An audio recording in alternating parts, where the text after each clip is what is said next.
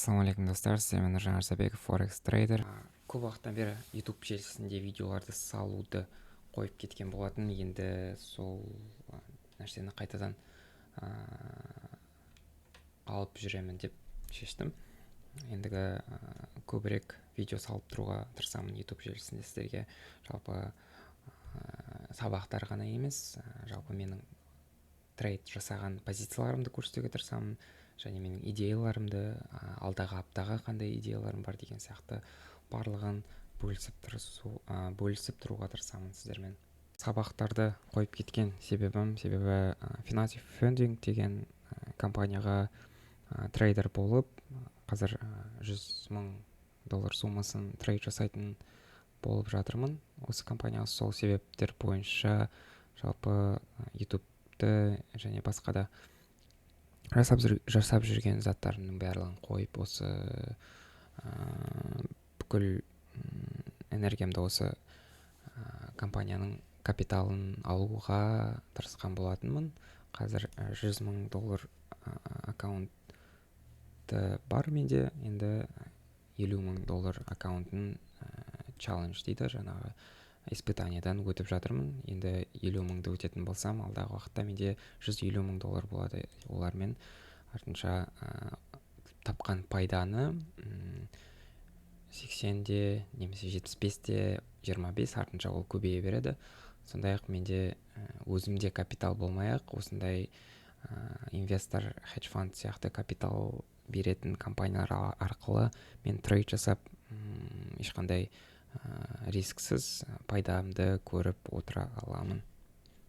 Бірде өзіңізге сенімді трейдер болсаңыз, апта сайын, ай сайын, жыл сайын бір қандай да бір пайдаға түсіп тұрған болсаңыз, Форекс трейдер болсаңыз, осындай компаниялар арқылы трейд жасап, өздеріңізге үлкен сумманы меңгеруге болады. Және де қазір бұларда 20% акция болып жатырған секілді, B2Trade деп промокод арқылы, қателеспесем, оны тексеріп көрулеріңіз керек сайттан. Сондай-ақ сіздерде мысалы менің алғаным қазір $50,000, $360 алдым, скидкамен $288 шықты.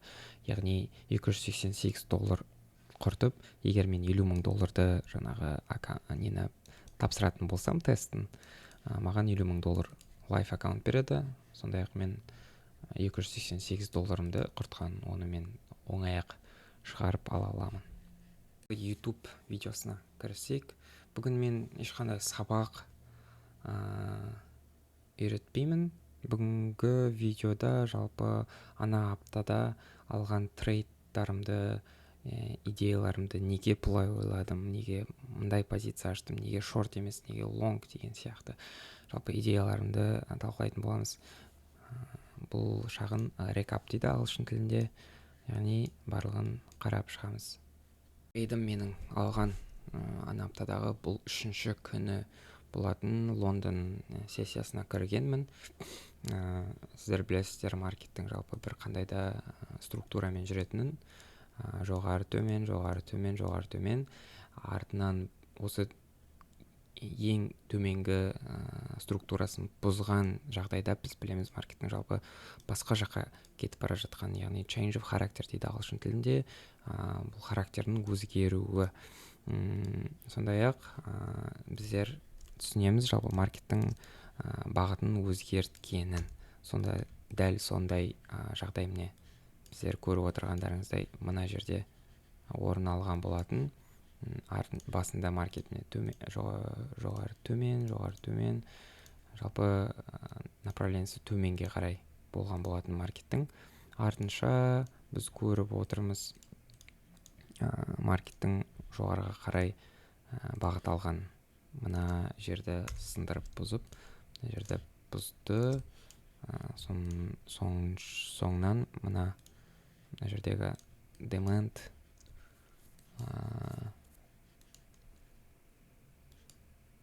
уровеньді ұстап, артынша жоғарыға қарай кеткен болатын. Оны байқаған мен енді маған трейд позициялары қызығырақ болды. Ең бірінші менің ойыма келген позиция бұл лонг позициясы. Мына жерден лонг алғым келген болатын. Былай күткенмін, бірақ артынша маркет мына жерге қойып қояйын, қазір сіздерге қызығырақ болу үшін. Артынша маркет жоғары жасағанын көріп, мен түсіндім бұл жерге, бұл нақты белгілерге маркеттің қайтып келмейтінін. Енді маған іздеу керек болды келесі точка ходаны. Ең тиімді жақсы кіретін жер маған мына позиция болған болатын, лонг позициясы. Неге бұл жерден кірдім? Себебі мына жерде көріп отырғандарыңыздай имбаланс зонасы бар, яғни маркеттің қандай да бір орын тастап, кендлда, мындай свечада орын тастап, жоғарыға қарай кеткен болатын. Ал біз білеміз, маркеттің көп жағдайда осындай эффективностьті жабу үшін осындай бүкіл орын тасталған кендлдарды, яғни свечаларды жауып жүреді. Мен сіздерге орысша, қазақша, ағылшынша араластырып сөйлеуім, себебі маған қиынырақ бір тілде нақты сөйлеу, бірақ мен барымша қазақша түсіндіруге барлығын тырысамын. Ендігі осыны көргенмен ойладым, мына жерден трейд ашамын, лонг позициясын. Мына жерде мен демант көріп тұрмын. Артынша енді мындай етіп позиция ашып қойған болатынмын. Жалпы барлығын қойып қойдым. 0.8544-те мен кіремін, 0.90-004-те шығамын, менің стопым 0.8408 деп барлығын қойып қойған болатынмын. Артынша маркет төменге мен ойлағандай кетті, бірақ кішкене жетпей менің мына жерде көріп отырғандарыңыздай 1-2 пипсқа мен триггер жасамай қалдым болатын. Менің жалпы маркет позициям ашылмай қалды, себебі көріп отырғандай жетпей қалды. Бірақ артынша маркет мен ойлағандай жоғарыға кетті. Енді маған енді келесі вход керек болатын. Бұл трейд позициям, идеям яғни күйіп кетті. Яғни ешқандай ешнәрсе пайда болған жоқ, себебі менің белгілі бір уровеньға жетпей қалды. Енді келесі идея іздедім мен. Маркеттің жоғары қарай кетіп бара жатырғанын көріп тұрмын. Артынша тағы да лонг алу керек болды. Лонгды мына жерден алуға болатын еді. Осы жерден лонг алуға болатын еді. Бірақ мен жалпы өзімнің опытыма қарай кішкене жалпы маркеттің қалай не істеп жатырғанын түсінемін. Артынша бір белгілі реакция болды мына жерден. Көріп отырғандарыңыздай қазір көрсетемін неге маркет мен мына жерден лонг алмағанымды. Яғни мына жерден неге мына жерден былай жоғары кетеді деп ойламағанымды қазір сіздерге түсіндіремін. Мына маркеттің төменге қарай қимыл жасай бастағанын көріп отырмыз. Неге именно мына жерден қимыл басталды маркетті төменге қарай? Мен чартты мына жаққа қарап, маған қызық зоналарды қарадым өзіме. Өте қызық зоналар. Мен көріп тұрмын, мына жерде кішкене имбаланс қалған, яғни неэффективность қалған болатын маркетті. Сол үшін маркет бұл жерді алып, мына бүкіл ликвидностьтің бәрін жойып, маркет төменге қарай бет алғанын көріп отырмыз. Бірақ мен әлі лонг позициясына кішкене байланып қалған болатым, себебі тренд friend дейді ағылшын тілінде, яғни трендпен жүрген негізі жақсы. Бірақ артынша мына жерде неэффективность бар. Сол неэффективностьқа мен көбінесе фокус жасаған болатынмын. Маркеттің қайтып мына жерге келуін, артынша жоғары кетуін міне сызып қойғанымдай маған мына жердің белгілі бір уровені қызық болған болатын. Ендігі артынша күтіп маркеттің менің позицияма кіргенін көрдім. Бұл жерде 5 минутпен сізге көрсетейін. Бұл менде лайф трейд болған. Бұл жерде маркеттің кірді позицияға, мен плюстамын, қазір жоғарға төменге кетіп баратты, артынша жоғарға кетіп, мен өзімнің плюста екенін түсініп отырдым. Мына жерде плюс болып жатырды менде, бірақ қазір көрсете кетейін. 1 минутқа кіргенде міне бірақ көп осындай consolidation дейді, яғни маркет бір орында қозғалып қалды и өте төменге қарай түсіп кеткен көргесін, мен ойладым, жоқ, бұл маркет төменге қарай кетеді, жоғарыға кетпейді. Себебі ондай қатты күш көріп тұрған жоқпын, қатты волатильность көріп тұрған жоқпын, жоғарыға қарай кететін. Сондықтан мен отырып былай жоғарыға қарай кетіп бара жатырғанда маркет, мен мына жерге осы белгілі уровеньді стоп-лоссымды өзгерткен болатын. Яғни мына стоп-лоссым менің мына жерде тұрған, мына уровеньге өзгерген болатын. Яғни жабылса мен 0-мен жабыламын, там кішкене плюспен жабыламын, өте кішкентай плюспен, бірақ break even деп айтылады ол, яғни 0-мен жабылғандай есептеледі. Риск жоқ, қойылған бір не плюстамын, не 0-дамын, яғни ешқандай бір риск жоқ. Артынша маркет төменге қарай мен ойлағанымдай кеткен болатын. Өстіп төменге кеткен болатын. Егер де мен стоп-лоссымды мына жерге қозғамағанда, маркет төменге қарай кетіп, мені минуспен жауатын еді. Яғни 4-ші күн трейд, ешқандай плюс та, минус та жоқ. Мына трейд ойналмады, мына трейд 0-мен 0.14% жабылды, 0.1% ол ешқандай пайда көрсетпейді. Енді артынша маған келесі идея іздеп бастаған болатын маркетті. Міне көріп отырғандарыңыздай маркет өзінің структурасымен жүріп бара жатыр. Ендігі маған қызығы мына структура бұзылғанын күтемін. Бүйтіп бұзылса, менің идеям жалпы маркетқа кіру болатын болды. Мына осы уровеньға дейін. Енді маркеттің мен структураны бұзғанын,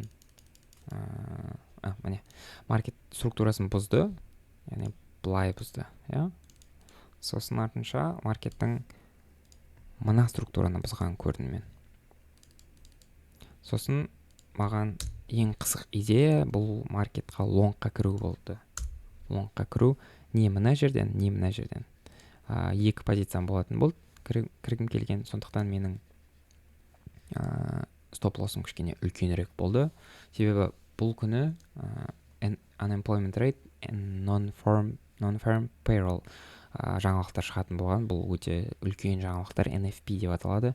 Естіген боларсыздар, естімеген боларсыздар. Жалпы бұл жаңалықта волатильность өте үлкен, маркетті былай қатты шайқайтын жаңалықтар болып саналады. Сондықтан кішкене стоп-лоссты көбірек алып, немесе осындай жаңалық күндері трейд позициясын ешқандай ашпаған жақсы, артынша жаңалық өтіп, бір қандай да бір жаңалықтың результаты шыққаннан кейін трейд ашқан дұрысырақ. Себебі мұндай жаңалықтар кезінде волатильность үлкен, стоп-лосстарыңыз ойнамай қалуы мүмкін, слиппедж деп аталады, яғни маркет былай төмен кетіп қалуы мүмкін, мына стоп-лосс мына жерден жабылмай, артынша мына жерден жабылуы мүмкін. Бұл слиппедж деп аталады. Ол жаңалықтар күні өте жиі байқалады. Өстіп маркет төменге қарай келді, менің позицияма кірді. Бірінші демандтан қатты жоғарға кете қоймады, бірақ артынша ең экстрим деманд дейді. Осы деманд, осы спрос, орысша айтқанда, осы зонадан жоғарырақ кеткен болатын. Артынша 3 минутқа қояйын, мен бұнда лайф трейд жасап жатырған болатынмын. Артынша маркеттің мен мына белгілі бір уровеньға келіп, мына жердегі неэффективный зонаны жапқанын көрдім. Көріп отырғандарыңыздай imbalance, мына зонаны жапқанын көрдім. Сосын маркеттің төменге қарай кете бастағанын түсіндім. Сосын маған рисковать ете алмайтын болдым, себебі бұл жаңалықтар кезінде өте волатильность қатты. Маркеттің бұлай қарай келгенін көріп,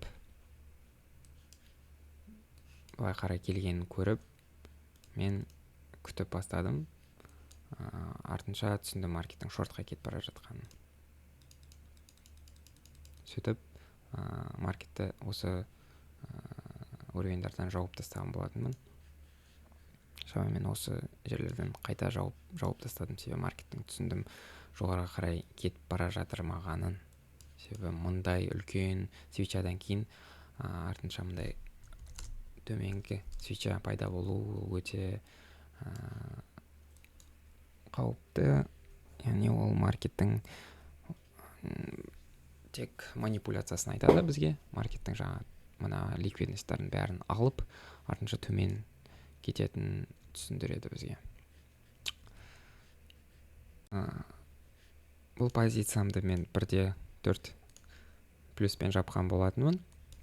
Артынша көріп отырғандарыңыздай менің интуициям деймін ба, немесе опытым маркеттағы маркеттің жалпы төменге түсуін өзіме растады. Сондай-ақ басқа мен жалпы мына жерден лонгқа кіргім келген болатын, бірақ артынша қазір үлкен картинаны көрсетейін.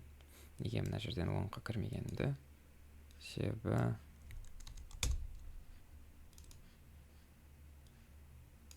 Себебі мына жерлерде әлі неэффективный зоналар өте көп. Сондықтан мен күттім, бұның барлығын жабады. Артынша былай маркет мұның бәрін жапқан соң барып жоғары кету керек. Ал мынаның бәрі жабылмай, ешқандай маркеттің бір осы жерден қозғалып жоғары кететініне мен күмәнім болды. Сол үшін ешқандай позиция алмадым. 1.4 плюспен өзіме риза болдым. Мына жерде 0, мына жерде ешқандай пайда болмады, немесе минус болмады. Мына жерде 1.4 позициясына плюс болды. Солай мен 5-ші күнді жұманы аяқтадым. Енді келесі аптаны көретін боламыз. Сіздермен жалпы идеяларымды келесі аптаға немесе келесі аптада алып отырған трейд позицияларымды бір-бірден салып отыруға, және де сабақтар салып отыруға келесі сабақта тырысатын боламын. Көбірек видео саламын YouTubeға, барлығы тегін болады. Егер қаласаңыздар, менің Telegram каналым бар. Telegram каналда мен сигналдар және де неге осындай трейд аштым деген сияқты барлығын түсіндіріп отырамын. Барлығы лайв форматта, бірақ оның ақылы форматта болады. Ол $30 ай сайын төлеп отырасыздар. Ал егер де басында бака опыттарыңыз қатты жоқ болып, осындай тек видео тегін материал қарағыларыңыз келсе, YouTube-ма жазылыңыздар. Мен сіздерге көбірек пайдалы материалдар салып отыруға тырысамын. Аман болыңыздар, сау болыңыздар, келесі видеода жолыққанша.